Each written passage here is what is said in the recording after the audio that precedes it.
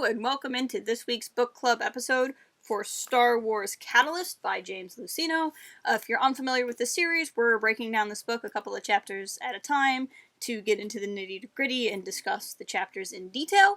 If you want, go ahead and check out the description and it'll take you to a playlist to take you back to this book from the beginning or let you see the other books we've done in the series.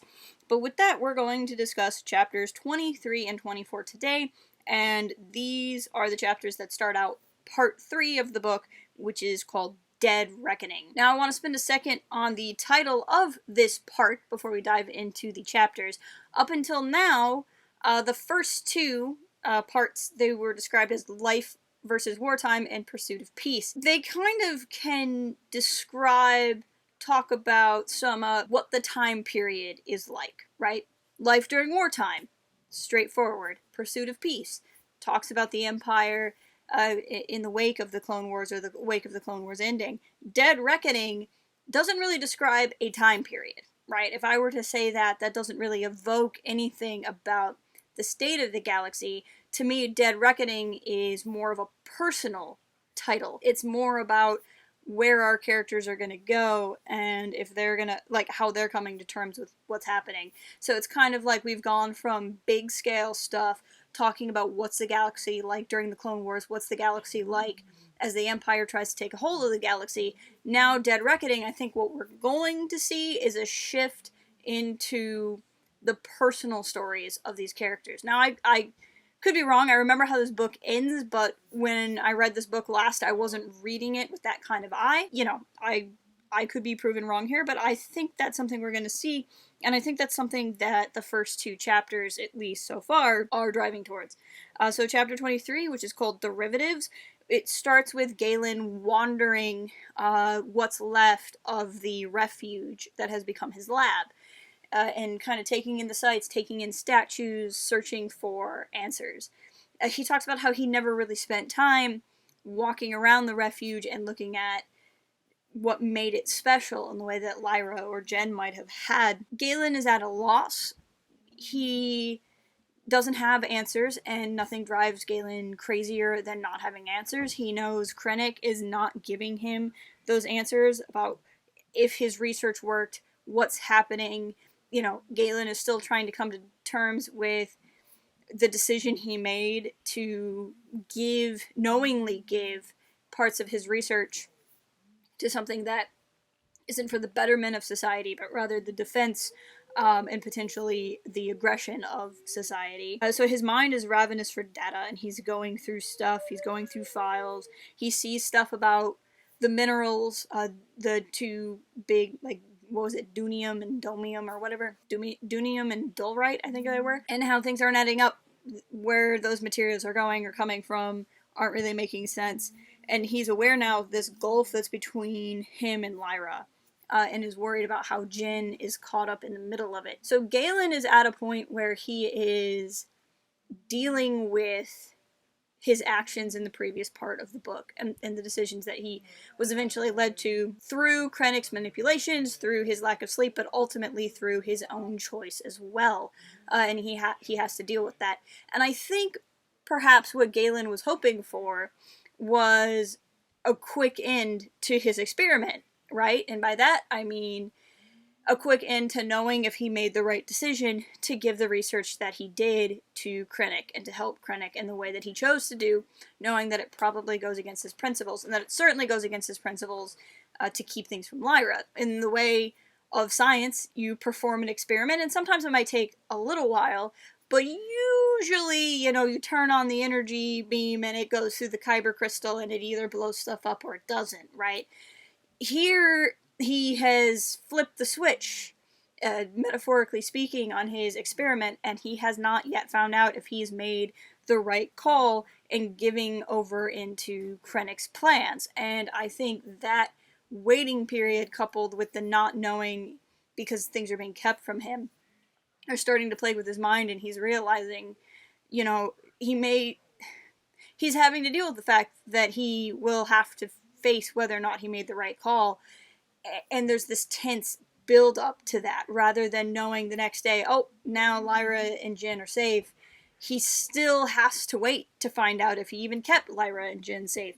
And so I think this is something that's starting to play with his mind, you know, thinking about the chapter titled Derivatives, thinking about how data kind of flows from a source.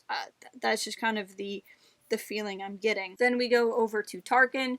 Tarkin is also dealing with manipulation on the part of Krennic. He's now been at Salient for weeks in a full-scale battle. You know, this isn't a skirmish anymore. He's had to basically play out a tactical campaign, all because Krennic figured, hey, if I put these two people together, something might happen. And Tarkin is kind of between a rock and a hard place, because on the one hand, he knows that Krennic is spinning wheels that he doesn't want spun in other places. He can see that Masameda favors Krennic now. Things are moving away from Tarkin's plan to ultimately take over the mobile battle station project, but at the same time, Tarkin doesn't want to back down. He doesn't want to back away from this world, just pick up and leave, and he's making his case to Masameda that this is a time where the Empire has to stand up to autonomous worlds.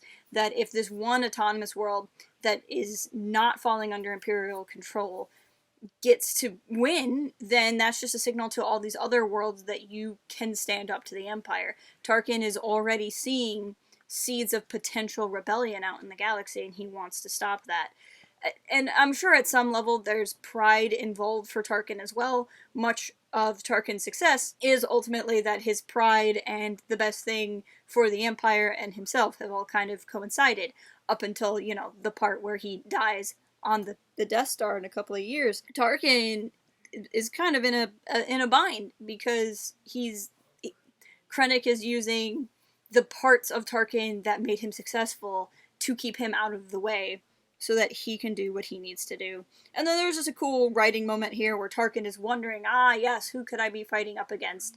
And then we flip over to the last part of the chapter, which is back to Has Obit. Has Obit is working with supplies and logistics. He and Saw Gerrera are handing out materials, and just trying to help get these planets situated and keep them going in their fight against Tarkin. And Haas has kind of become the unofficial leader of, or maybe the official leader of, this campaign that's going on. And he has this very intense conversation with Saw. And Saw's been at this game for a long time. Yeah, all the way back from the Clone Wars. We're just constantly living in a state of rebellion and constantly living in a place of having to fight. Haas is pretty new to this. So Haas wants to know that what they're doing is worthwhile. He wants to know that they're going to win this battle, that they're going to fight off the Empire, and that it all starts here. And Saw's like, it's not about that. It's not about whether or not we win here. It's about whether or not we keep fighting, because we can never stop fighting, right? The goal for Saw is the fight itself, and Haas wants the goal to be ultimate victory over the Empire and the freedom for worlds.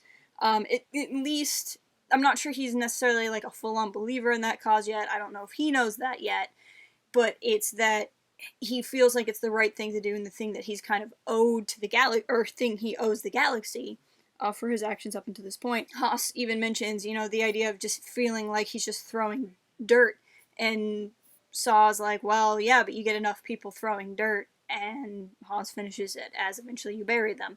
But it's this idea of you might be the spark, right? You might not actually get to be the flame, and that's something that Haas is wrestling with here as well. He takes a moment to try to connect to the Force, not that he thinks he's Force sensitive, but he thinks back to what Lyra and her friend were doing. He wants to reach out, but he thinks he might be too far gone, and mentions wanting to talk to Lyra about that. So you can see he's still wrestling with who he is. I think at this point his motivation is still hoping for some sort of redemption for his soul, more than a belief in the cause.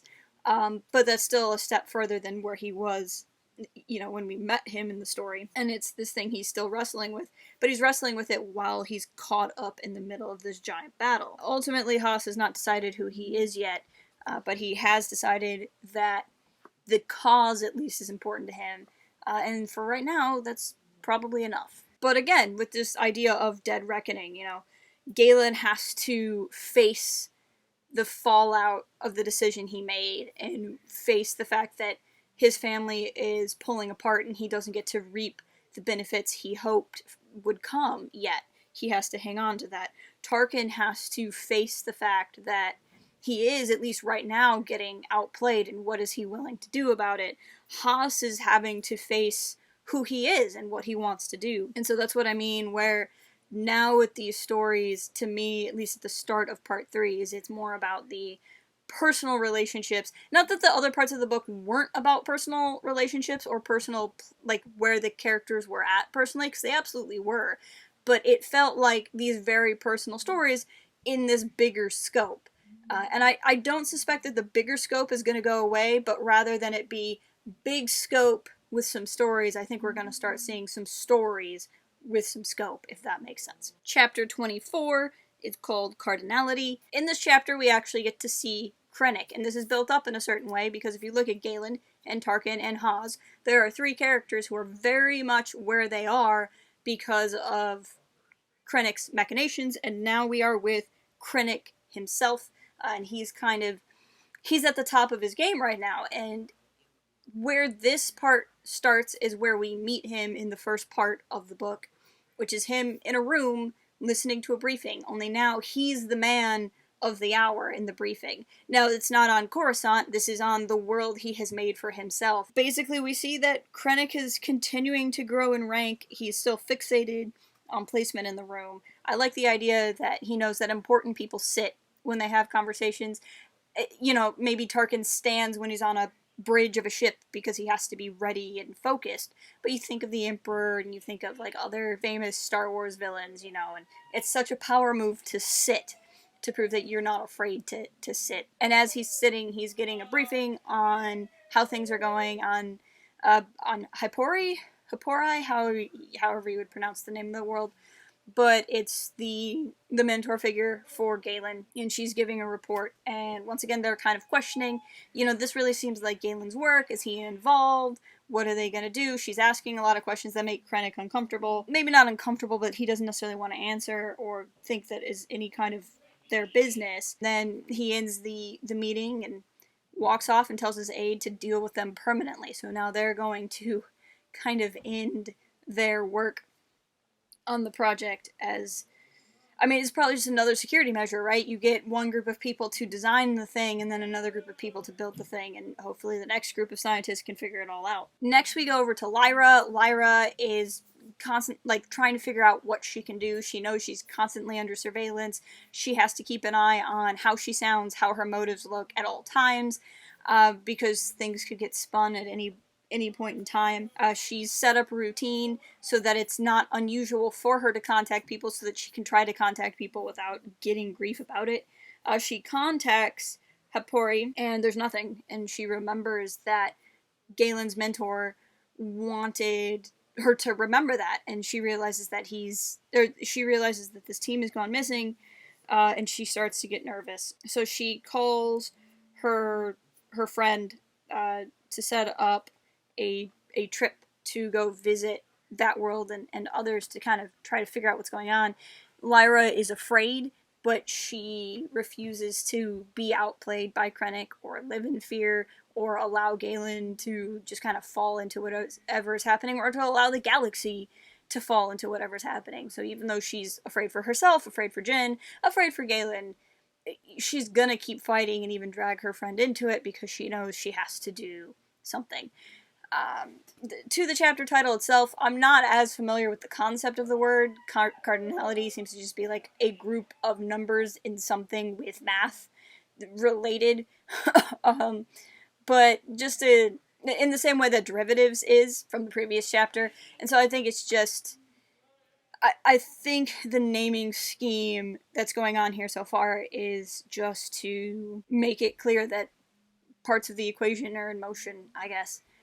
And to see how pieces are functioning. You know, Krennic isn't a variable, he's the person causing the variables, but then Lyra is such an outsider to his plans always. So we'll see where the story goes from here, and I think it's only going to get a little bit more crazy as we go. And actually, on that note, there's not a whole lot of the book left. It actually kind of snuck up on me just because the other parts have been so long. Part 3 isn't actually that long, and at least in my paperback edition, this much of the book isn't even Catalyst. It's a couple of short stories and excerpts from other things. So we're going to read 2 chapters for next week and 2 chapters for the week after that.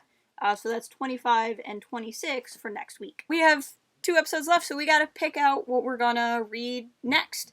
So I'll throw out some ideas on this one. We'll talk about it for this week and next week. The week after, I'll announce what we're gonna read. We'll likely take a short break in between this book and the next one, but much shorter than what we did between this book and Most Wanted. But I'm interested in hearing what you guys have to say. I had a couple of ideas. One, if you guys are really enjoying talking about Rogue One in this time period and want to know more, we could pick up with Rebel Rising, which is a young adult book by Beth Revis, and that's the story of Jyn and Saw Gerrera, and then what Jyn does after Saw. So basically, Rebel Rising is the time after the flashback at the beginning of Rogue One up until the actual proper start of Rogue One, where Jyn wakes up in the prison. And if you haven't read it, it is a really good novel and gives a lot of backstory into Jyn. If you are, feel like we've spent enough time in this time period and you want to go around and explore, I was thinking it might be about time to dive into maybe Master and Apprentice or Dooku Jedi Lost, which would be an interesting one to do because it exists both as a book, or as a script book, and in audio drama, and that could be fun. Or I still say I'm up for a Legends novel if you guys are up for a Legends novel. There's 2 Clone Wars novels, Shatterpoint and Yoda Dark Rendezvous, that I swear by.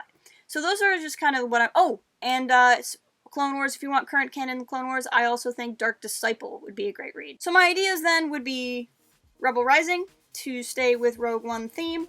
We could do Master and Apprentice and or Dooku Jedi Lost, and if we did one of those, I'd probably want to do both, and that would be kind of a fun adventure.